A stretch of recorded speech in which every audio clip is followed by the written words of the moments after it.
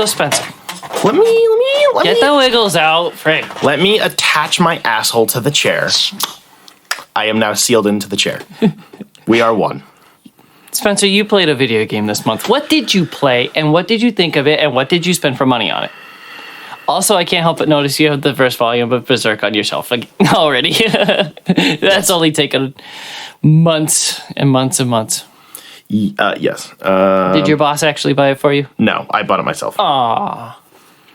So, I played 2 games. Whoa. We're gonna do. I'm gonna pull a fucking Jacob. Wow. You played a slightly short little side scroller like me. It's not short. It took me 10 hours to play it, and I left a lot of challenges undone. I was speed running to get it done for this stupid review. And I'm gonna do 2 because fuck you. Wow. Good thing is, they're kind of the same game. So I played Call of Duty 4 Modern Warfare. The OG, the GOAT. It's still the GOAT, sadly. Kind of not sadly. So, Call of Duty was spun out of the Medal of Honor series, an old World War II shooter series, which was pretty damn good. But then there's a bunch of behind-the-scenes stuff with Activision, and then they're like, we want our own series. And then Call of Duty was apparently planned to be modern basically from the beginning. The original Call of Duty was just a test run because they needed to get their foot in the door as a World War II shooter. And then they had to make 2 more. So the company that the developer, hold on, Infinity Ward. I'm dumb. Infinity Ward almost went bankrupt before being able to make this game. They were so small. This team, the team that made Modern Warfare started off with like 25 people. Like the company was about to go not like 100% go under, but like they were like, you know what, fuck it, we should do the thing we wanted to do in the first place. And then the team got bigger as they started progressing, and it became a cultural phenomenon before it even came out. So this was modern gaming's big push into modern warfare, you know? It was moving away from a lot of World War II games, which means, one, changing up the gameplay almost entirely, and 2, a very different tone. More Bleach. So this ended up getting released in 2007. This would have been, what is it, 7th gen? So Windows, PS3, Xbox 360, Mac. It eventually came out on the Wii, which is funny. It's bad. Don't play it on the Wii.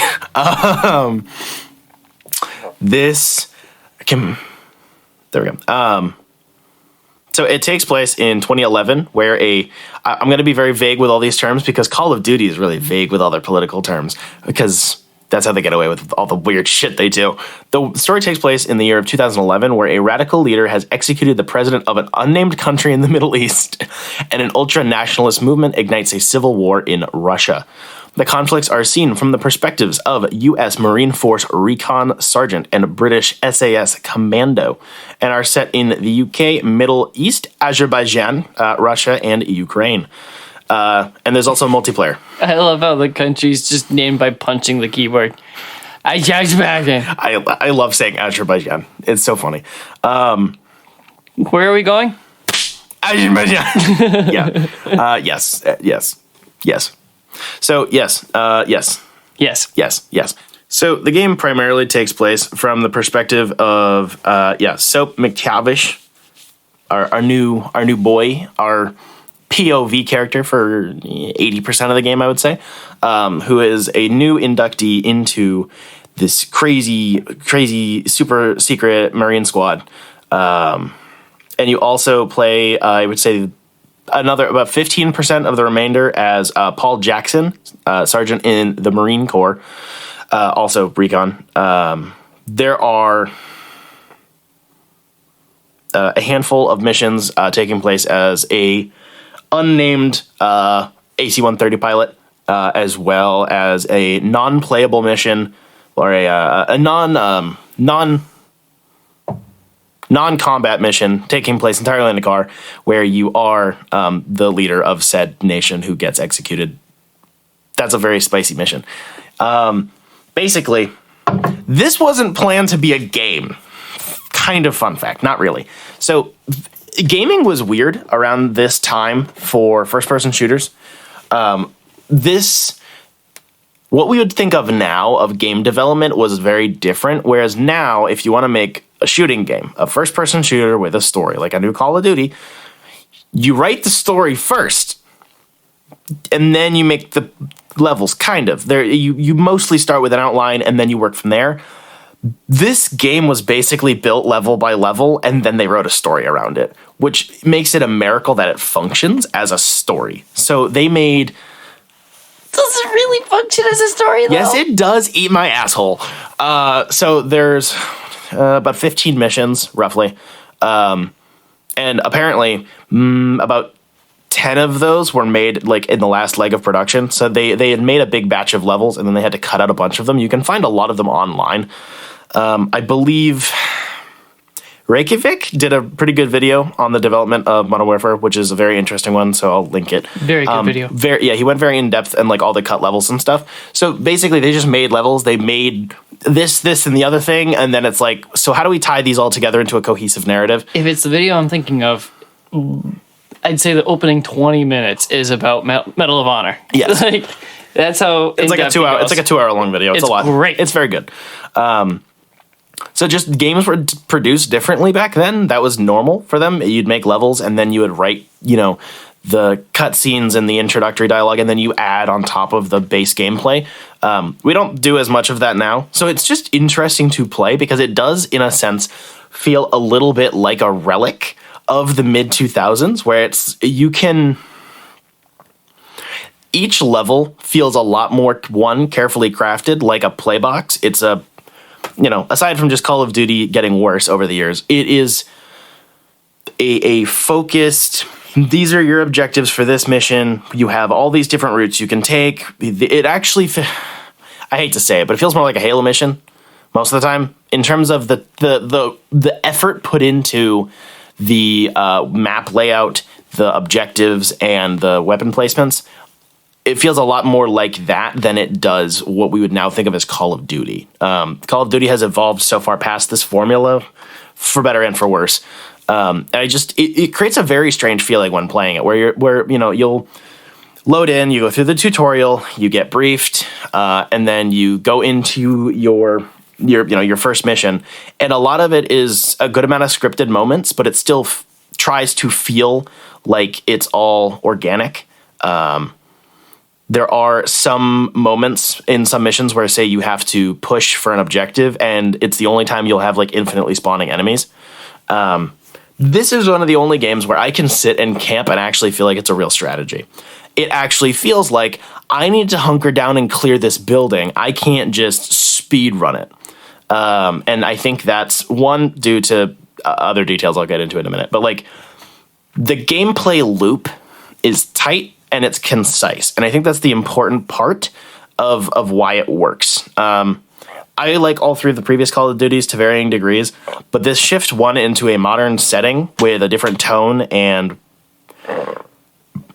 story gameplay balance is very...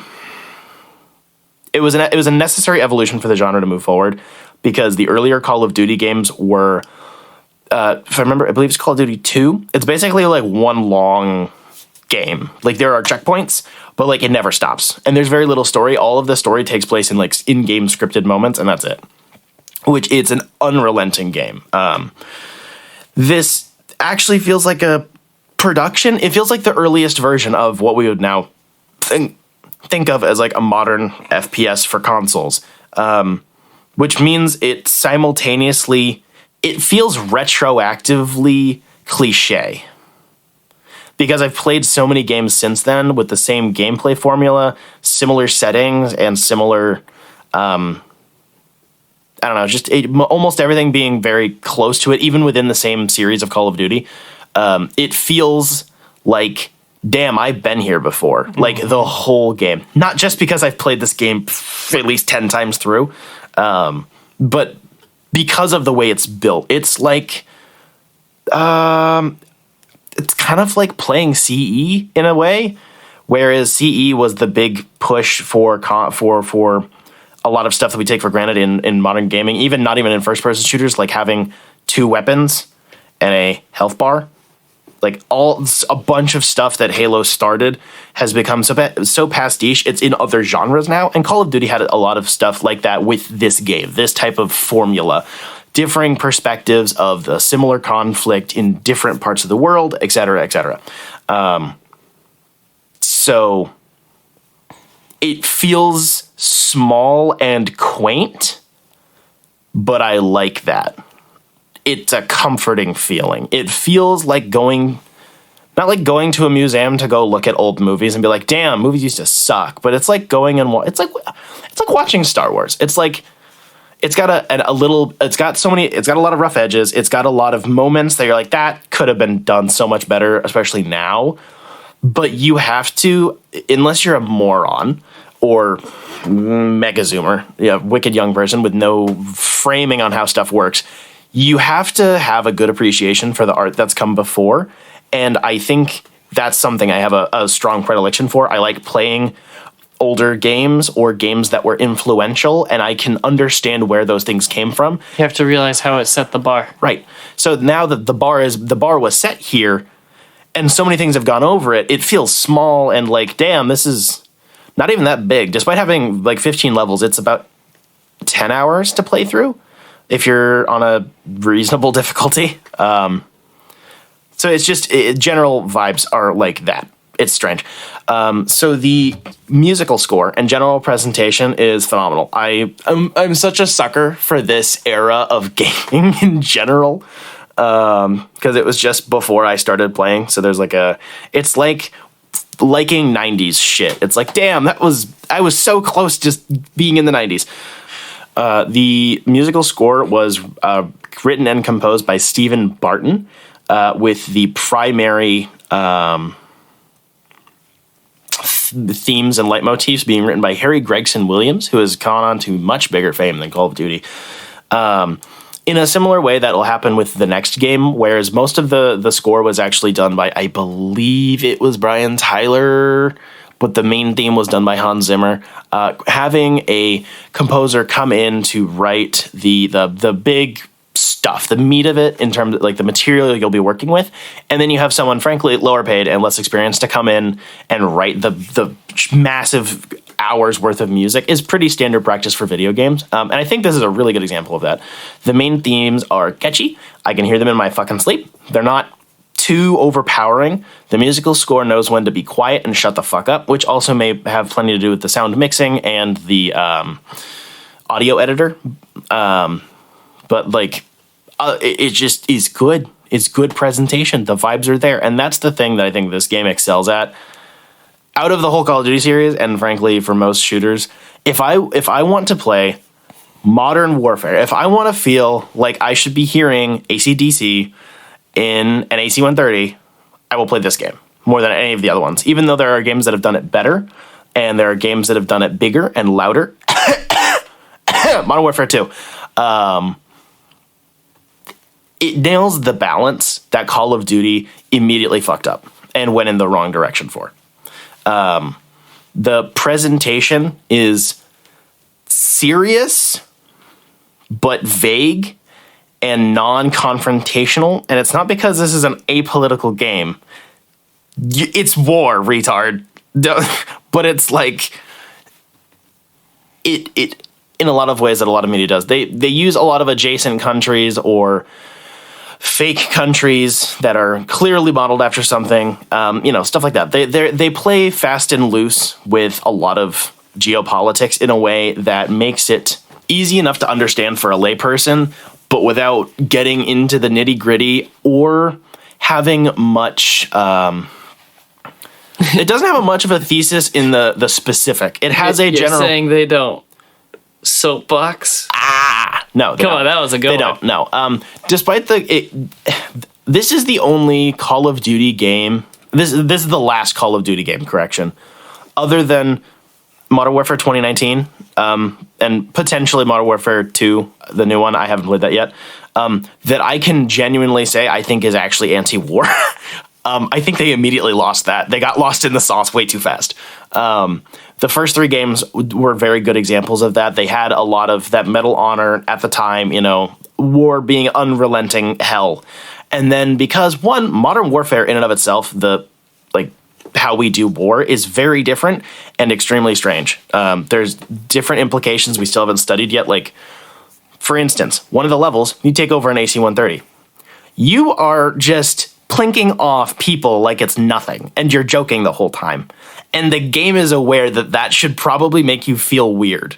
Like, it's funny because the dialogue is funny, and it's satisfying to use the different weapons on the gunship, but it's also like, it just, the way that it presents the information to you, the dissonance of you can't see what the world looks like, it's only in high contrast heat mode. You have to, it's either black and white or white and black. You can't see what the game looks like. Which one, I'm sure, was a good cost cutting measure. But it tells you hey, why do you feel nothing about this? The way that we do war is so dehumanizing and also alienating. It's very peculiar, and a lot of the game does things like that. Whereas you go back as Paul Jackson, the Marine, you go back to go save a fallen pilot, and you get fucking nuked. None of your efforts mean anything, and you're left there to die. And you watch the nuke go off, which one looked great. But that's the type of presentation I'm interested in more than a lot of the other games are. I am not opposed to games not giving very many shits about any of its themes, but I appreciate the fact that despite that this was mostly created to be a gameplay exploration, look at all these cool level designs we made. They put enough effort into the story and the presentation to convey, hey, this is probably bad, and you can probably tell who the bad guys are in this conflict, but also a lot of this is really confusing and weird. And the fact that your primary character with Soap is so detached from the main conflict, you and your squad are just going in there and fucking shit up, You feel like part of a group, which is also one of the last Call of Duty games that gets that part right. You don't feel like a one-man army, you feel like one man in an army, which is great. It's a really good feeling to have useful AI. You can actually shoot things, It just creates a very good tonal experience where it's you can pick it up and play it. The game's not trying to make you have an existential crisis about war, but it's also it's reminding you that maybe you should play other things too, Maybe you shouldn't let this be your only obsession, It has enough self-awareness to it. How did the remaster stack up? So, we're almost there. I was trying to help you transition. Give me your hair. You have lost penis privileges. So I played the original version on my Xbox One, but with a 360 disc. Sorry, I'm retarded. I played it on the Xbox Series X, which is emulating the Xbox One and for the Xbox 360 emulator. So it plays well. Wow. Very few technical problems. Play good. The game is rough because it's 2007. The hitboxes are kind of large and blocky, stuff like that. But it runs well. I had no crashes. I had no stuttering, no frame rate drops, no weird shit.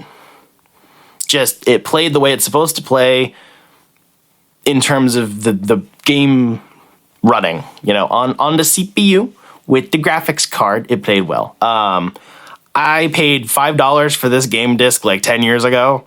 I've had the same copy of Modern Warfare for ages. It's been so long. I think I bought it at an antique store that sells just assorted shit. You can get this game cheap as fuck anywhere. It's worth... Except on Steam. Well, yes, because digital platforms suck. Just another reason not to be a PC gamer. Yeah, Drink that bleach. So worth the money. I've gotten so much replay out of this game. Like I said, I've probably played it around 10 times. I can't really talk about the multiplayer because the servers are so fucked up now. But it was revolutionary at the time. It stuck the landing. It's fun. It's just something I did not have the time to have the patience to go through so many like busted lobbies, and the servers are mostly abandoned just because it's so old. Yeah. So, moving on to the other part of this. Gotcha, bitch. I also played the remaster, which was released in 2016, which was developed by Raven Software and published by Activision. It was originally just included in the like legacy bundles of Infinite Warfare, which was not a well-received or popular game at the time. But you kind of like it. We'll get to that eventually, man. But yes, so it's... Activision did everything they could to fuck up this remaster, and it's still good. Like, great. It's one of the best straight-up remasters I've played, period. But everything that the publisher did made this thing hard to like. It's impressive. So, one, they released it as a $20 add-on, basically, or something like that. You had to pay for an additional bundle, and it came with a download code for the game. You couldn't buy it on digital platforms by itself. You had to buy the digital version of both things, and they didn't put it out on its own until mid-2017. So it was a good 9 months later. So the initial hype had already died for this thing. The advertisements for it were great, but you know, when you get that gut punch and you're like, and you got to buy the game you really don't want to buy, which at the time had the most disliked video on YouTube, was Infinite Warfare. People did not like that game, or they didn't want it. So it's big gut punch, very annoying. So it was released for, I believe it started off at $40. I might be wrong. It might have been $60. But this was released as a standalone product, digitally and physical, for somewhere in that neck of the woods. I purchased it for the Xbox One. I bought it for $20 off of Amazon, actually. New, thankfully. But the other things on top of that, before I actually get into the cool meat and potatoes, Activision still fucking hates you as a consumer, because they then, after release, well, one, it launched pretty rough. It wasn't broken, but it was very unpolished. I believe it was about a month after initial release was when like the big patch happened that kind of fixed it. So it didn't launch cleanly. And then after, I believe, 6 months or so of the game being out, they started adding things into its multiplayer mode, which is a full remaster of the original's multiplayer mode. They started adding in loot boxes and new guns from other games into the goddamn multiplayer, which completely, one, fucked the gameplay loop and, like, just all of the stuff. This was still amidst Call of Duty really leaning into loot boxes, which they would not die down until like 2 years ago. It was pretty recently they stopped. I think it was, what was the 2018 game? It was before the new Modern Warfare. 2018. World War II. Yes, World War II. Yeah, World War II was fucking egregious. I know, because I bought it like an idiot. That was the last one to have like a serious loot box system. So there was like a good 5 games. We have become our dads, memorizing the order of all 42 James Bond movies, but with Call of Duty instead. Sure. That is what we have become. Something like that. If only he could see me now. Be turning over in his grave or something. I don't know. He's not dead. Not dead yet. Give me 10 minutes. They really screwed it up after release. They, one, charged extra money for the remastered map packs. So for the multiplayer of Call of Duty 4 has, I believe it's a $15 map pack for just, it's like 5 maps. Nothing crazy. Normal for the time. Good maps. The remastered version was like $20. It was more, and the original version still hasn't dropped in price since release. So if you want to play them on a dead game, you still have to pay full price. It's insane. With servers that are hacked to shit. Yes. So that just stacking on top of it to play the same maps, you would think, being like what most remasters do, they add in all the DLC or most of it, the final bits. That's what even The Last of Us Remastered for the PlayStation 4 did, was because it had launched like 6 months before the console came out. They just threw the DLC packs in and said, here you go, and that's it. It's a big L, and there's just the multiplayer is borderline insufferable now. The quality of the multiplayer when you've removed the loot boxes and the monetization and the new weapons is really good. It's a full recreation of the multiplayer. It has a very similar user interface, and the weapons are extremely high quality versions. They've been updated. It's great. It plays well. Until people whip out a gun from like 4 games later. It's annoying. So the actual meat and potatoes of Modern Warfare Remastered, holy fucking shit, dude. It's so good. So technically speaking, they didn't build it from the ground up. It is not a remake, but they may as well have with how much effort they put into upping the polygon count on all of the character models and like tailoring the hitboxes, which is my biggest... I think it's the biggest thing that helps the game age better, other than like environmental factors. The fact that people, like, say when you stack up on a door to breach, people don't overlap so much and they don't get in the way of you firing and make you either, one, commit friendly fire, which then the level typically boots you for, or you just kill your teammates, who are very useful. That's a real lifesaver. Like, the game actually performs like it's supposed to. You don't have to be so cautious about just people being too close together and the game freaking out and whatever. You shooting air, but you start killing people, you know? So that's a serious improvement. I believe, is merely my belief, I have no evidence for this, I think they turned up the speed for all of the AI characters just a tiny little bit in terms of movement, because I found it less... It may just be the hitboxes, but I found it a lot less frustrating when I would get stuck behind people, like going up a stairwell or going through a breached door. It just felt like I was running into a wall a lot less. They're still AI characters, and they still move slower than the player for some fucking reason. I've never understood why games do that, ever. But it plays a lot smoother that way.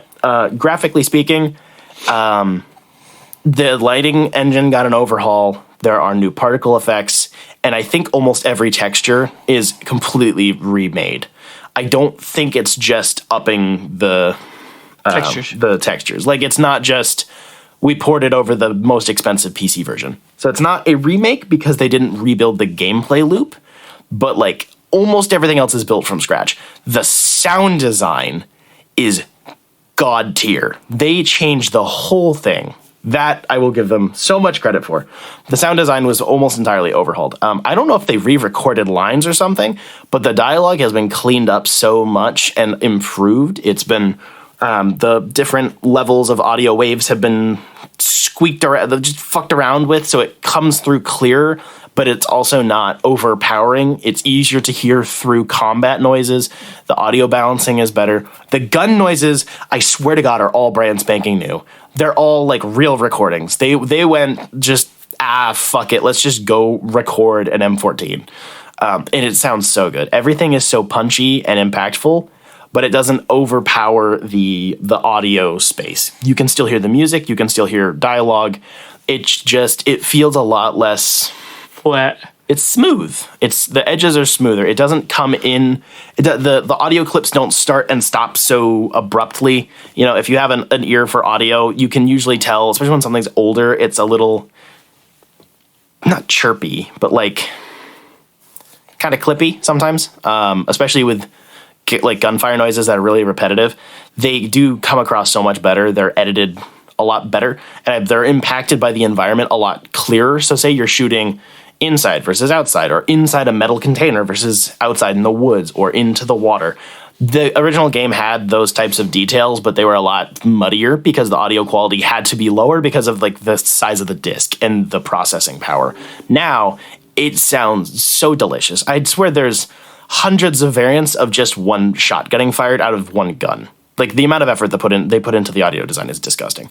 I believe the soundtrack is just updated with general polish. Sounds equally as good. Nothing else has really changed. The collectibles are still reasonable. I believe they were placed slightly differently. They're in the same locations, generally speaking, but I think they're placed in like better spots. So say it's in the same room, but instead of it being on the bed, it's on the dresser, or like something like that. There's a little bit less of the Intel laptops that are like on the floor or whatever.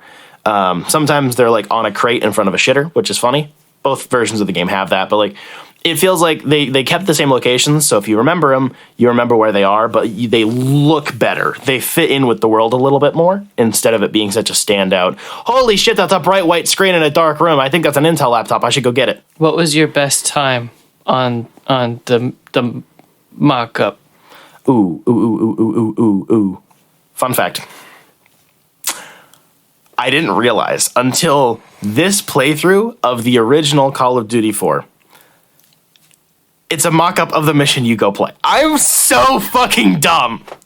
I've played it nearly a dozen times, and it's like, how did I not realize that? Not just because it's physically the same, but like they say it. They're in the middle of getting prepared for the mission. I'm so dumb. I believe my current time on Remaster, which I've been playing a little bit more because it's a bit more of a pleasant experience, is 17, I believe.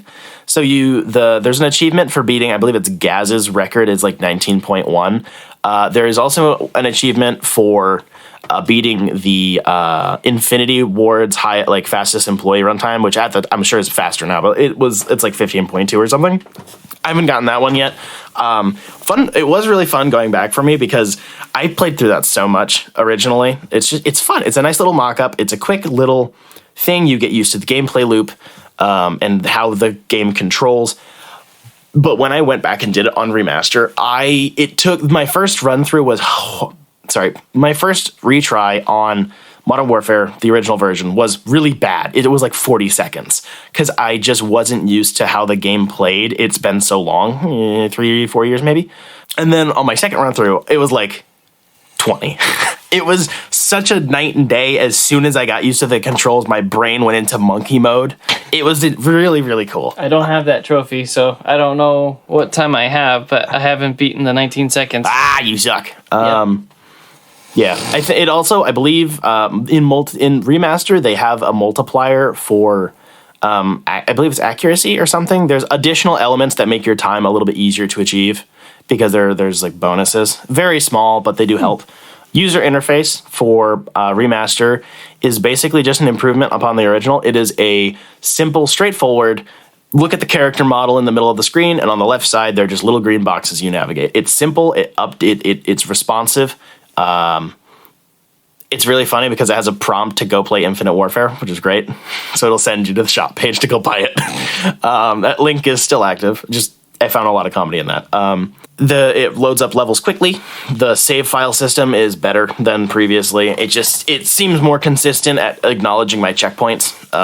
Also, a lot of games from the mid-2000s have this really bad habit of like if you didn't finish a level and then you go back and then finish it again, like you hit the resume button, sometimes the achievements won't pop for some fucking reason. The Remaster doesn't have that problem because it has quick play through Xbox. So if I turn my Xbox off and I turn it back on, it'll load the game back up. It has the quick replay feature, so I just immediately goes back to the game. I don't know how they do that. It's so cool. I love it. Total playtime for both versions was roughly 20 hours to get all Intel items. I remember about 50% of them, so I would whip out a guide every once in a while just to double check, as well as the level specific achievements. So say, fucking save a villager in this one level or whatever, all those sorts of stuff. Destroy 8 enemy helicopters in heat. Right. Those ones I had to go look up just to double check to make sure I remembered what I was doing. Something I appreciate about Remaster is it has an almost identical achievement list to the original game. There's a few that are a little different because of necessary gameplay changes, and they remove a few really redundant ones. I think they condense you played this on veteran, there's a veteran achievement, but for most of the levels, they condense it down. So it's you have to play 3 levels on veteran to get the achievement or whatever. I think they condensed them more so they had more room for specific ones because there's just a few extra achievements. There's a Desert Eagle hidden in the first level, stuff like that. Just a few little fun tidbits. So yeah, it was about 20 hours for the whole thing for each one. So total for all of my games this month was 35 to 40 hours. The story in of itself is sub 10 if you're just playing through. I played it on veteran, which is why it took 20 hours. I don't understand what you're talking about. I genuinely think veteran is actually quite fair for this game. It's not forgiving at all. Hardened is what I will do if I want to just play the story. Below that is way too easy because it's Call of Duty. It's muscle memory. You know, I've played 10 of the 15 games or whatever. The level where you start out on the overpass, like all foggy brained. Yes. That is the level that broke me on veteran. I think you're dumb. Like, it would be all foggy brain and dead. I think the thing with playing on veteran that is more agitating is it's the moments where you do need to push past it, like an infinite enemy generator, because there are a handful of moments where it's like the game is telling you need to push past this door or they're going to keep going. Like, it's not going to stop. So you can't just sit there and camp it out until they're all done. So that does get frustrating. I certainly died a lot, but I believe there's additional checkpoints as well in the remastered version, so it doesn't reset you 10 minutes of progress every time you fucking die. It's like 2 to 5 minutes, I think, roughly. I bought, like I said, $20. So fucking worth it. I'm going to go back and wrap up a few more achievements I missed. Maybe try to squeeze into some multiplayer and hope it is playable without those damn new guns. I really want to go back to that because I played that multiplayer for a bit when it came out. It's great. It's just all the new guns and stuff just really fucked it up. Very good. One of the best remasters I've played. It has very few new issues. Like, probably none, other than the stuff that the publisher did to fuck it up. The development-wise, it's easily the preferred version. There is no, qualms. Like, say, with the new fucking, like, Last of Us version, there might be some people who are like, I don't like the fact that they use the models from the second game, like, whatever. Like, there's a small preferential difference. This is easily the superior version. It plays smoother, it's faster, it's more atmospheric. It adds... I don't know how I forgot. That's the thing I forgot. It adds so much fucking shit. Like, during the tutorial level, when you walk outside to go run across base, there's, like, nothing there. There's, like, one truck and no people. In the remastered version, there's, like, 400 fucking soldiers doing drills, like 10 helicopters. It's intense. All kinds of test areas to teach you how to throw grenades and stuff. Yes, they add in so much more life to the game. They can't change where the barriers are, but they can sure as hell make the truck that is the barrier look a lot better. It doesn't look so gamified. Where the original's like a 9 and the remaster's like a 9.5. I love the story. I know it's simple as shit, but like this game is fucking great.